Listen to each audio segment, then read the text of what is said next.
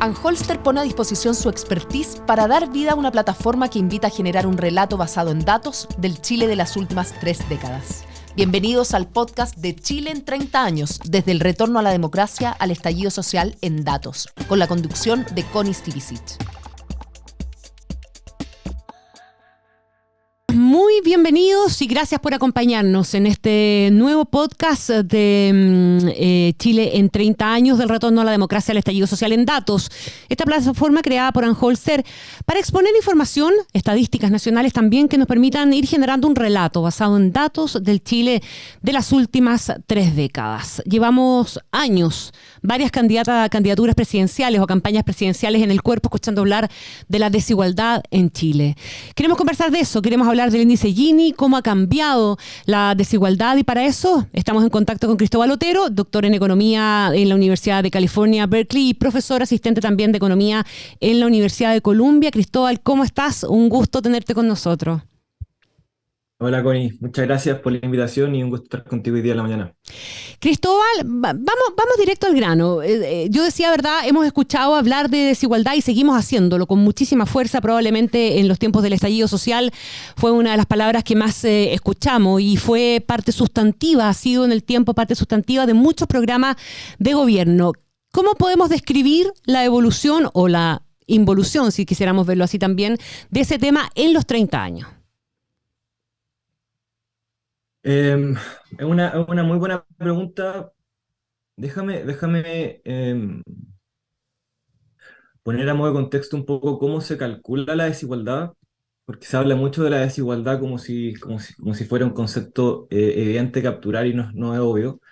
Em, la forma clásica es básicamente usar lo que se conoce como el coeficiente de Gini, que captura cuánto captura cada diferentes grupos de la población y luego de alguna forma, algún método, eh, mete todo eso a la juguera y te tira un número. Entonces, en general, cuando uno habla de Gini, te dicen, mira, el Gini es 50 o 50%.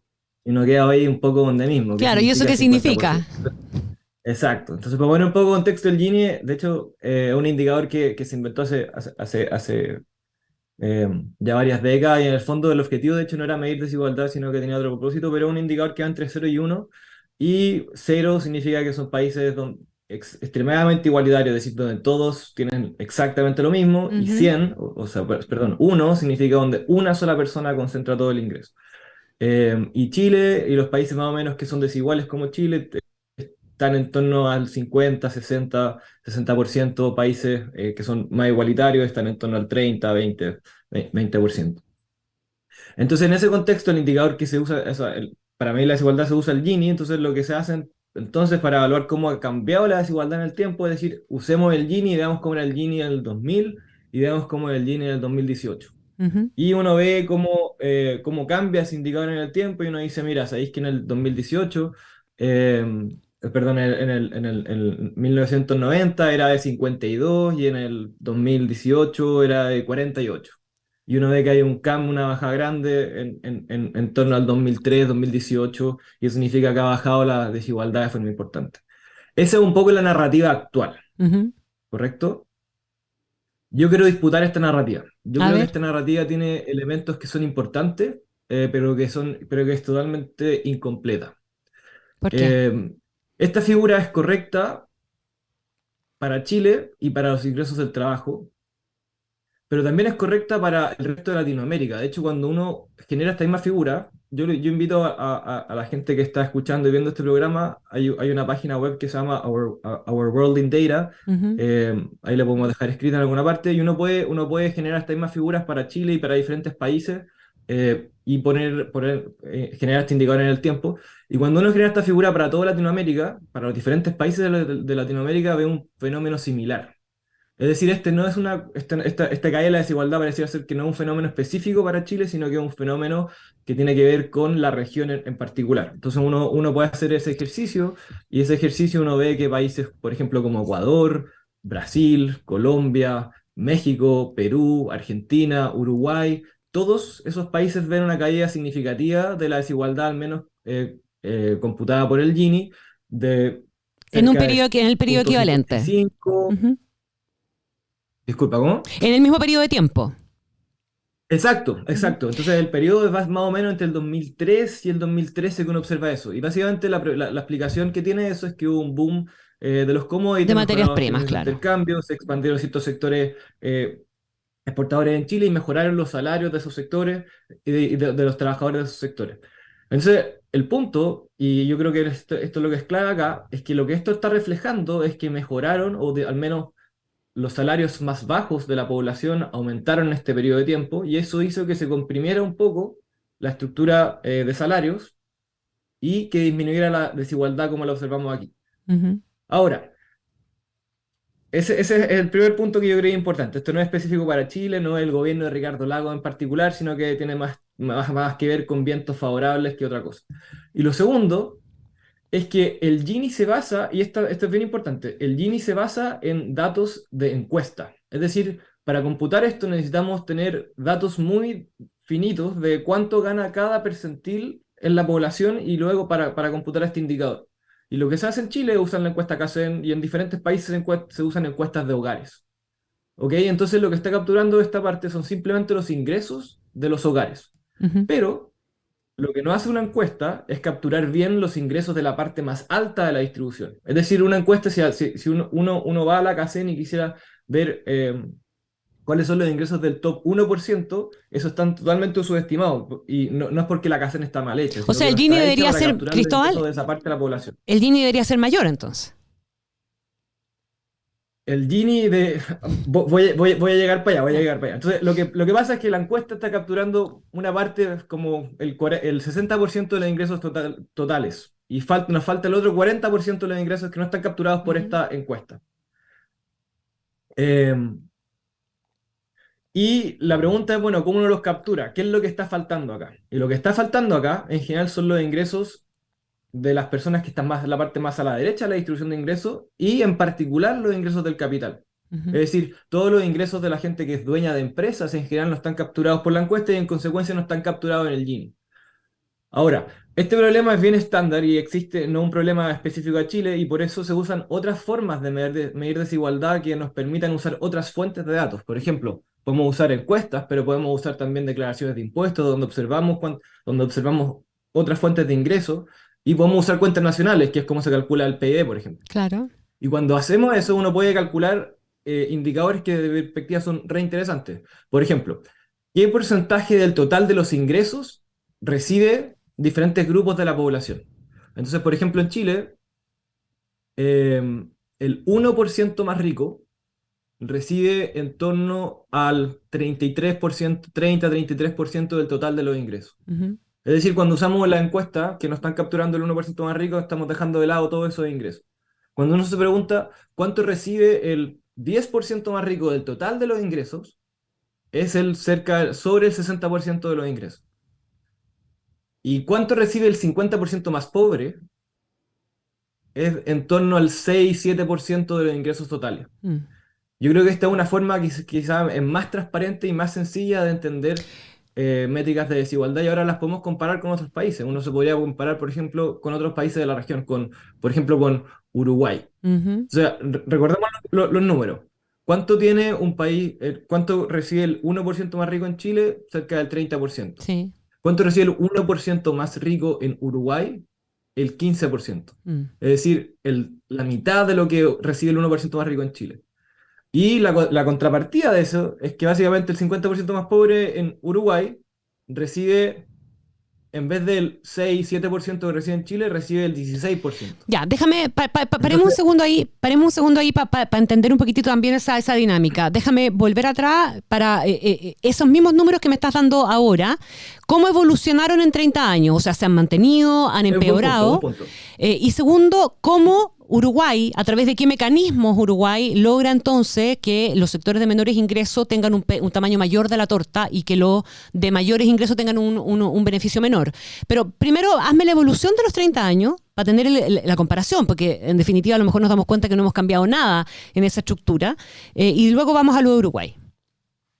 Ya, entonces vamos con la primera pregunta, que es básicamente usando estos otros indicadores distintos al Gini, que usan información más completa, que usan todas las fuentes de datos, cuentas nacionales, encuestas, eh, declaraciones de impuestos, vemos que el 1% más rico en 2018 recibía el 30% y uno va hacia atrás en el tiempo y el 2000 recibía el 30%. Es Ya, decir, no cambió no nada. cambió nada. Cuando uno ve cuánto recibía el 10% más rico en el 2018, 60% de los ingresos totales. Ujú, ¿Y cuánto recibía el 10% más rico en Chile en el 2018?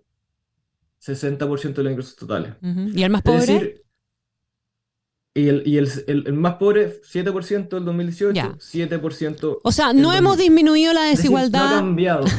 Esa es la Lo conclusión. que, la desigualdad ha estado estancada desde 1990 a la fecha, y uno de hecho podría computar ahora, hay un documento de trabajo nuevo de un investigador chileno, Ignacio Flores, con diferentes coautores que lo que hacen es estimar el Gini con diferentes y mejores fuentes de información y demuestran lo mismo, que en el fondo todo el fenómeno que habíamos observado de esta caída en el Gini se explica por que en los ingresos del trabajo efectivamente hay una compresión, hay una caída en la desigualdad en los ingresos del trabajo, pero la desigualdad en los ingresos del capital han ido subiendo en el tiempo y en consecuencia el promedio, la desigualdad al menos capturada por el Gini también, sigue igual y de hecho es mucho más alta de lo que Ujú. uno pensaba. Y este trabajo, de hecho, calcula cuánto es el Gini usando estas diferentes fuentes de información para diferentes países de Latinoamérica y uno se da cuenta de que esta caída en la desigualdad de Latinoamérica es un fenómeno que tiene que ver más estadístico y con la falta de datos que con un fenómeno real,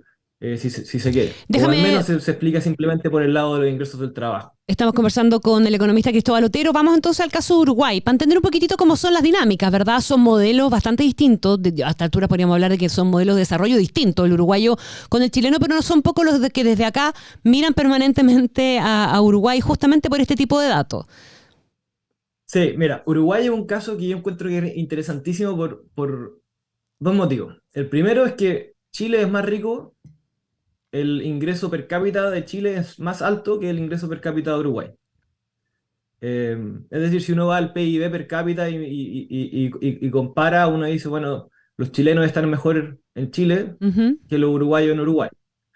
Pero cuando uno tiene en consideración que el PIB es simplemente un promedio, lo que uno le gusta, y que Chile es muy desigual, uno le gustaría en realidad saber cómo uno estaría en Chile, o sea, cómo uno está en Chile si uno no está en el 10% más rico. Supongamos que yo estoy entre el 0 y el 90%, y yo me comparo con un uruguayo que está entre el 0 y el 90%, es decir, dos personas que no están en el 10% más rico de su país. ¿Quién está mejor? ¿Quién tiene un ingreso per cápita más alto? Y la respuesta, sorprendentemente para algunos, es Uruguay. ujú. Las personas en el 90% inferior en Uruguay son más ricas y bastante más ricas que las personas en el 90% inferior en Chile. Y si uno puede hacer la misma distribución en el 50% inferior, si uno está de la mediana de la distribución de ingresos hacia abajo, ¿dónde está mejor? ¿En Uruguay o en Chile? Recordemos, Uruguay es más rico que Chile. Mm. Perdón, Chile es más rico Más que rico, Uruguay. sí. Pero las personas en el 50% inferior de la distribución de ingresos son mucho más ricas en Uruguay que en Chile. Tienen un ingreso casi 2 veces más grande en Uruguay que en Chile. Ya, vamos al porqué. Y la razón es porque ese PIB per cápita agregado está escondiendo el hecho de que las personas en el 10% más rico en Chile tienen un ingreso mucho más grande que las personas en el 10% más rico en Uruguay. Y uno puede hacer el doble clic ahí y decir, bueno, ¿y qué pasa? ¿Cómo se explica es que las personas de este 10% más rico en Uruguay, es- perdón, en Chile sean tanto más ricas que en Uruguay? Bueno, veamos el top 1%. Y la diferencia entre el top 1% en el ingreso promedio entre Chile y Uruguay ya es abismal. La de Chile es casi, las personas que están en el top 1% en Chile ganan casi el doble de lo que ganan las personas del top 1% en Uruguay. Y de hecho, Chile es un país tan desigual en esta métrica que cuando uno compara, por ejemplo, el ingreso promedio con un país rico, la democracia más rica del planeta, Noruega, el ingreso promedio del top 1% de Chile es más rico que el ingreso promedio del top 1% de Noruega.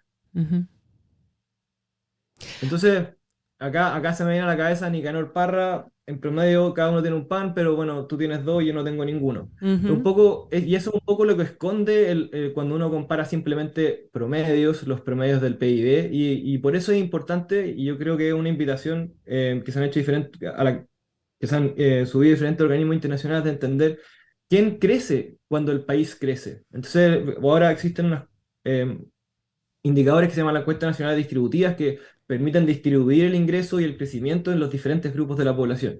Y lo que uno quisiera es que cuando uno habla de crecimiento, uno saber, bueno, sabemos que el país en promedio creció, pero me interesa saber cuánto creció el 90% y no solamente el 1% que puede estar Cristóbal, llevando este aumento del crecimiento. ¿tiene que ver solo con mecanismos de distribución? O me imagino que también entramos a picar un poco más y vamos a meternos a hablar de educación y de un montón de cuestiones más, ¿o no?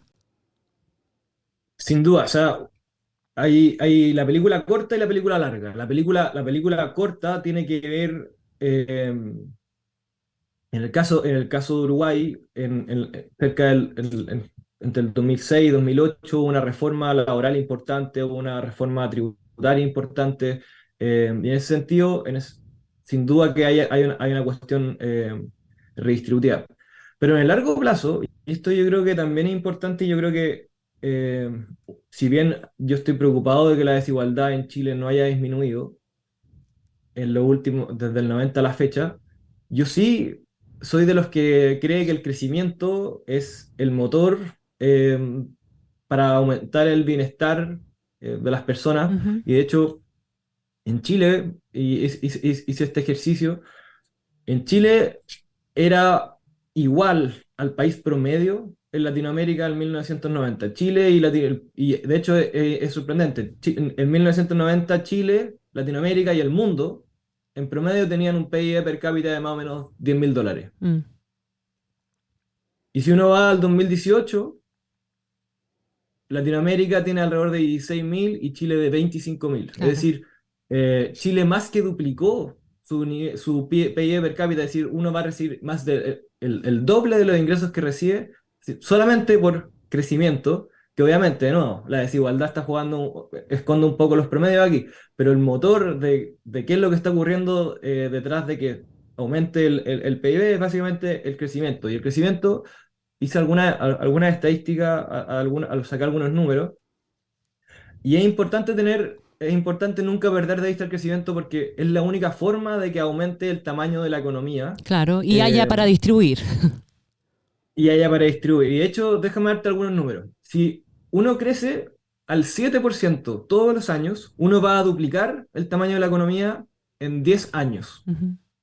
Si crecemos al 4%, que es más o menos como creció Chile entre el 90 y el 2000, creció quizá un poquito más, uno duplica el tamaño de la economía en 17 años. De hecho, Chile creció al 4,7% en 1990 al 2000 y duplicamos el tamaño de la economía, es decir, somos el doble de grande, al menos per cápita, entre 1990 y el 2012.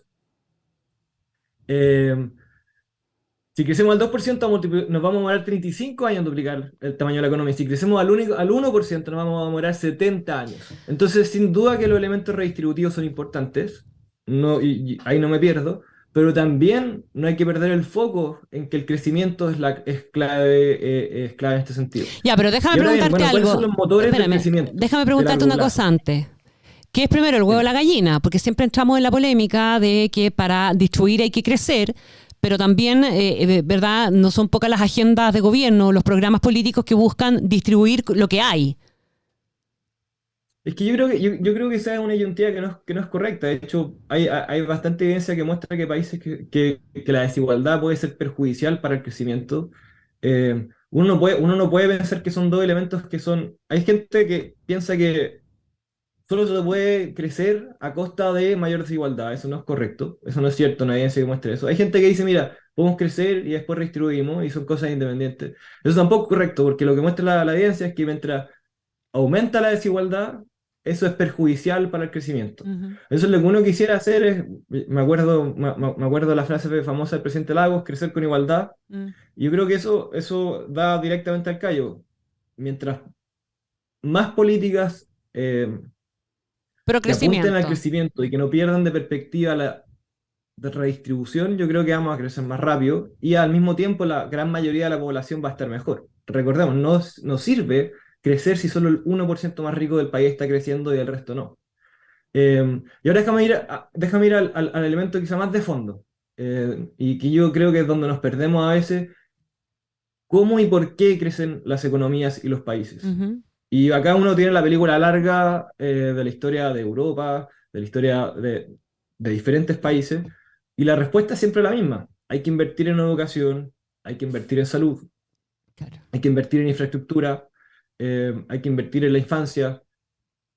Entonces, si yo fuera gobierno, yo creo que hay que sobreinvertir en los colegios, hay que sobreinvertir en los profesores, hay que sobreinvertir en plazas, en infraestructura que permita que los niños hagan deporte, en hospitales, en doctores. Hoy día en Chile faltan especialistas, faltan doctores. Mm. Ese tipo de cuestiones que pareciera que son evidentes y que por diferentes motivos está atrancada la pelota hace que los países crezcan y hacen también que la gran mayoría del país esté mejor. Es decir, es un crecimiento que al mismo tiempo no se enfoca en el 1% más rico. Es decir, estas políticas que dicen, ¿sabéis que lo que hay que hacer es disminuir los impuestos al 0,111% más rico para que el país crezca? Eso no es real. No conocemos ninguna historia exitosa en el planeta donde el país haya crecido porque el 1% más rico creció y chorreó hacia el resto.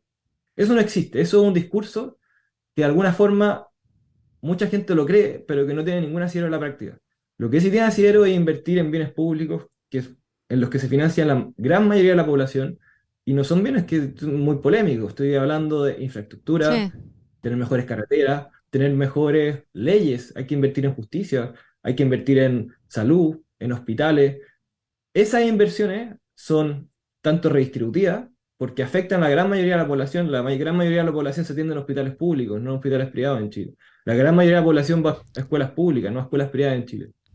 Y al mismo tiempo son los motores del crecimiento que la historia nos ha enseñado que es la única forma en que que podemos crecer en el largo plazo. Eh, entonces, yo creo que con esa disyuntiva, crecimiento, desigualdad, yo creo que es una falsa disyuntiva, y creo que hace muy mal al debate plantearlos constantemente como si fueran dos elementos en contraposición. Don Cristóbal Otero, se nos fue volando el tiempo, pasadísimo. Te quiero dar las gracias a Cristóbal Otero, doctor en Economía de la Universidad de California, Berkeley, y profesor asistente en la Universidad de Columbia. Un abrazo grande a la distancia. Muchísimas gracias. Muchas gracias a ustedes, que tengan un buen día. Igualmente, muchas gracias.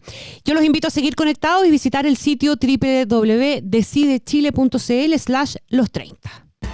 Anholster pone a disposición su expertise para dar vida a una plataforma que invita a generar un relato basado en datos del Chile de las últimas 3 décadas. Bienvenidos al podcast de Chile en 30 años, desde el retorno a la democracia al estallido social en datos, con la conducción de Connie Stevicic.